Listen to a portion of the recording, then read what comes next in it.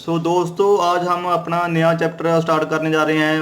वो है हमारे पास स्ट्रक्चर ऑफ एटम, और इसमें हमारे पास टॉपिक है दी कैथोड रे ट्यूब एक्सपेरिमेंट। इसमें हमारे पास आर्टिकल्स है डिस्कवरी ऑफ इलेक्ट्रॉन हो गया कि जो छोटा सा पार्टिकल इलेक्ट्रॉन होता है उसकी खोज किसने की थी और उसकी खोज कैसे हुई हुई थी।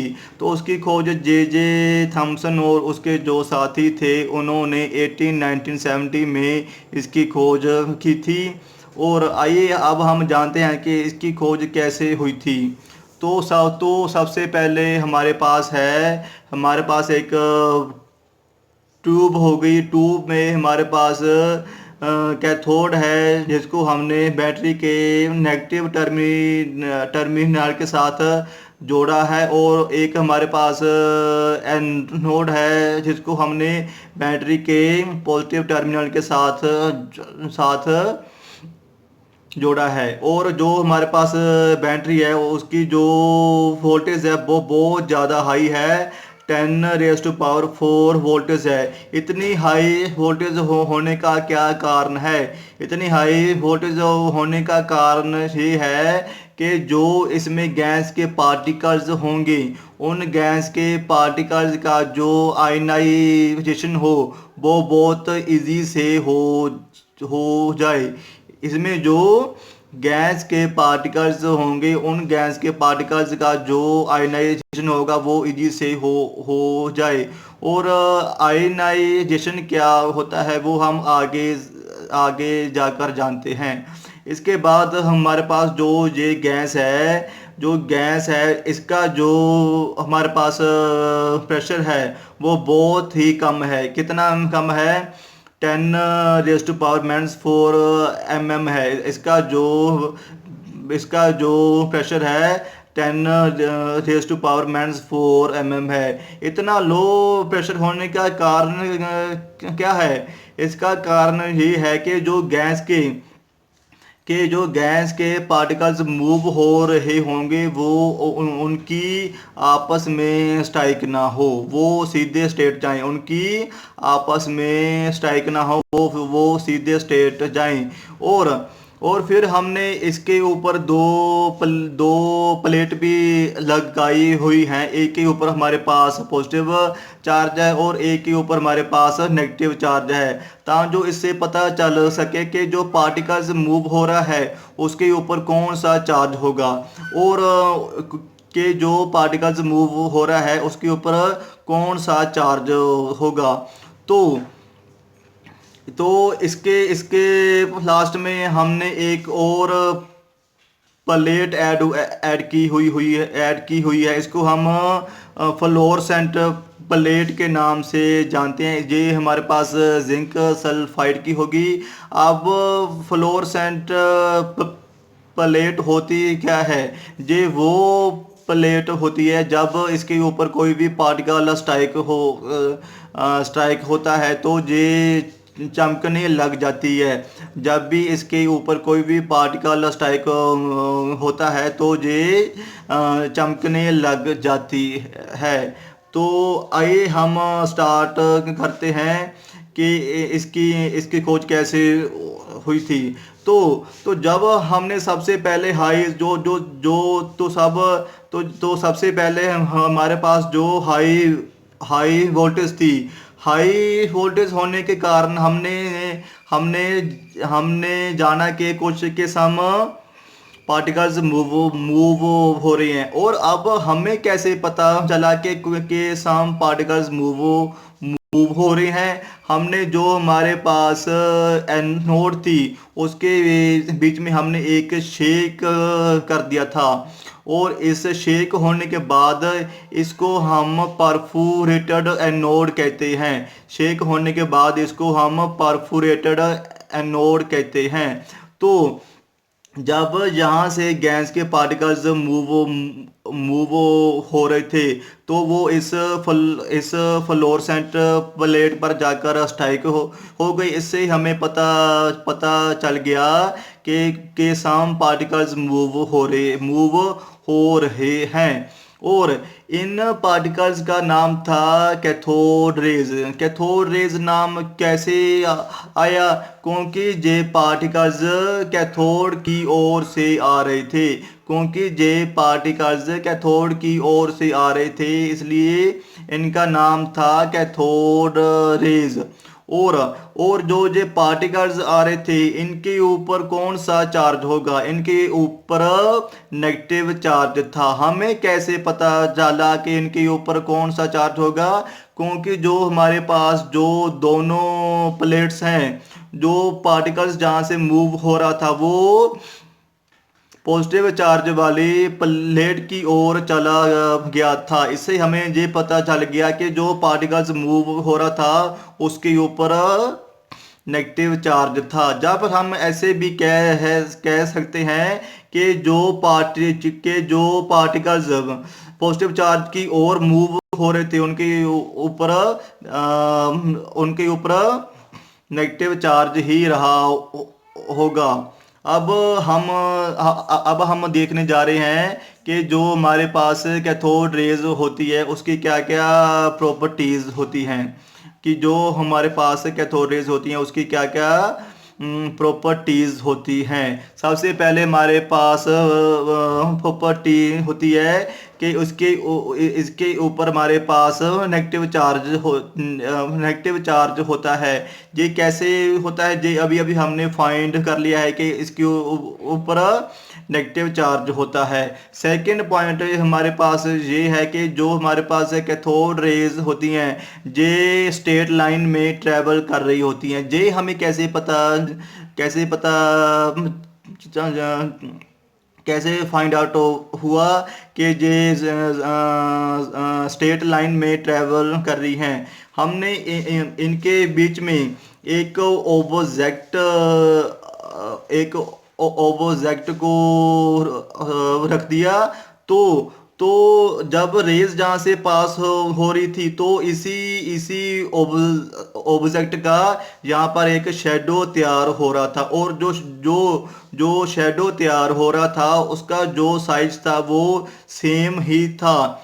तो इससे हमें ये पता लग जाता है कि जो ये रेज ट्रेवल हो रही हैं ये एक स्ट्रेट लाइन में ही ट्रेवल हो रही हैं। आगे हमारे पास है कि जो कैथोड रेज होती हैं ये हमारे पास किसी मटेरियल पार्टिकल से बनी होती हैं। ये हमें कैसे फाइंड आउट कैसे फाइंड आउट कर सकते हैं? हमने इनके बीच में बहुत सारे हमने इसके बीच में बहुत सारे छोटे छोटे पैडल्स रख दिए। तो जब ये रेज जहाँ से पास हो रही थी तो ये जो हमारे पास छोटे छोटे पैडल थे ये रोटेट होने स्टार्ट हो गई। तो इससे हमें ये भी पता लग जाता है कि जो हमारे पास कैथोड रेज होती हैं ये हमारे पास मटेरियल पार्टिकल से बनी होती हैं। अब हमारे पास है कि जो कैथोड रेज होती हैं इनसे हीट भी प्रोड्यूस होती है, क्योंकि जो हम ट्यूब यूज कर रहे थे वो जो हमारे पास ट्यूब थी वो धीरे धीरे हीट हो रही थी। तो इसके बेस पर हम कह सकते हैं कि जो हमारे पास कैथोड रेज होती हैं उनसे हीट पैदा होती है। अब हमारे पास है they cause ionisation of any gas, के जो हमारे पास मान लो कि हीलियम गैस थी। हीलियम गैस का यहाँ पर आयनाइजेशन हो गया था। आयनाइजेशन होने का मीनिंग ये था कि हीलियम गैस में से जो इलेक्ट्रॉन्स होते हैं वो बाहर आ गए थे, और यही हमारे पास मूव हो रहे थे, जिनको बाद में हमने कैथोड रेज का नाम दे दिया था। आगे हमारे पास है कि जो ये कैथोड रेज होती हैं जब ये फ्लोरोसेंट प्लेट के साथ स्ट्राइक होती हैं तो तो इनसे हरा रंग पैदा होता है। और आगे है कि जो ये कैथोड रेज होती हैं, इनके पास काइनेटिक एनर्जी होती है कि वो कैसे फाइंड आउट कर सकते हैं, क्योंकि हम पहले ही कर कर जो कि हैं कि जब हमने इनके बीच में कुछ कुछ पैडल रख दिए थे, तो वो पैडल की रोटेशन होनी स्टार्ट हो गई थी। इसका इसका मीनिंग ये है कि जो कैथोड रेज होती हैं, इनमें काइनेटिक एनर्जी भी होती है। इसके बाद है कि जो कैथोड रेज होती हैं वो छोटे छोटे पार्टिकल से बनी होती हैं, क्योंकि हम ये साफ साफ जानते हैं कि जो रेज होती हैं वो बहुत छोटी छोटी होती हैं। तो जब इनके जो पार्टिकल्स होंगे वो तो बहुत ही छोटे होंगे। अब इसके इसके बाद है कि इनसे एक्स रेज भी पैदा होती हैं। अब इसके बाद है कि जो जो हमारे पास कैथोड रेज थी, जो हमारे पास कैथोड रेज थी वो पॉजिटिव प्लेट की ओर रिफ्लेक्ट हो रही थी। हम देख सकते हैं कि जो हमारे पास कैथोड रेज थी वो पॉजिटिव प्लेट की ओर जा रही थी। अब इसका क्या कारण था कि जो रेज हैं वो पॉजिटिव प्लेट की ओर क्यों जा रही हैं? इसका कारण भी हम आगे जानते हैं।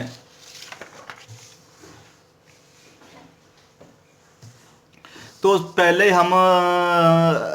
हम जानते हैं कि जब on changing the gas and the material के जो अगर हम गैस और मटेरियल को चेंज करते हैं, तो जो हमारे पास कैथोड रेज होती हैं उनकी जो प्रॉपर्टीज होती हैं वो सेम ही रहती हैं।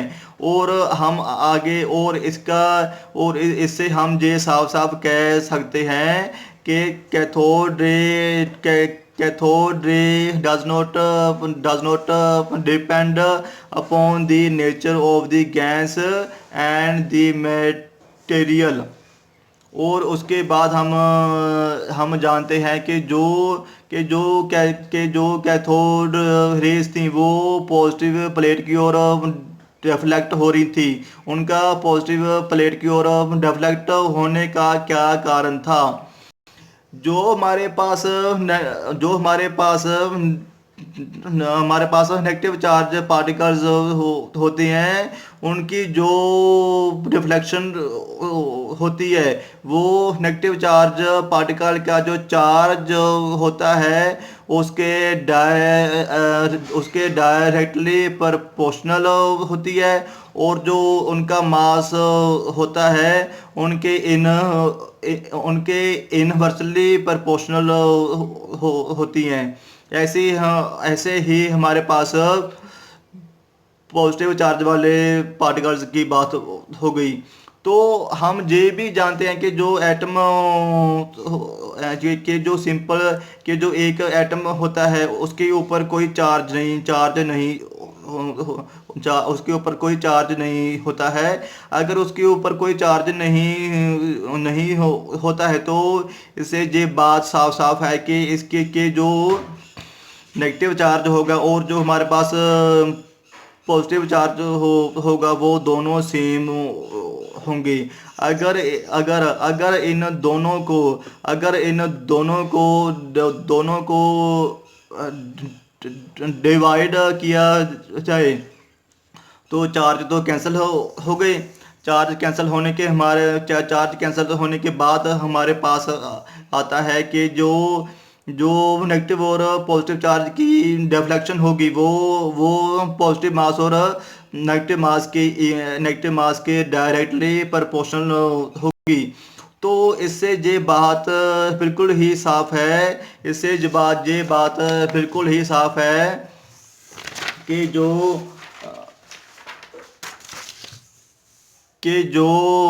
हमारे पास नेगेटिव चार्ज पार्टिकल्स हैं उनका जो मास है वो पॉजिटिव चार्ज पार्टिकल से बहुत ही छोटा है, कि जो हमारे पास नेगेटिव चार्ज पार्टिकल हैं उनका जो मास है वो पॉजिटिव चार्ज से बहुत ही छोटा छोटा है। मास छोटा होने के कारण मास छोटा होने के कारण ही जो उनका वेट होगा वो कम होगा, और वो पॉजिटिव चार्ज की ओर इजिली डिफ्लेक्ट हो सकती हैं।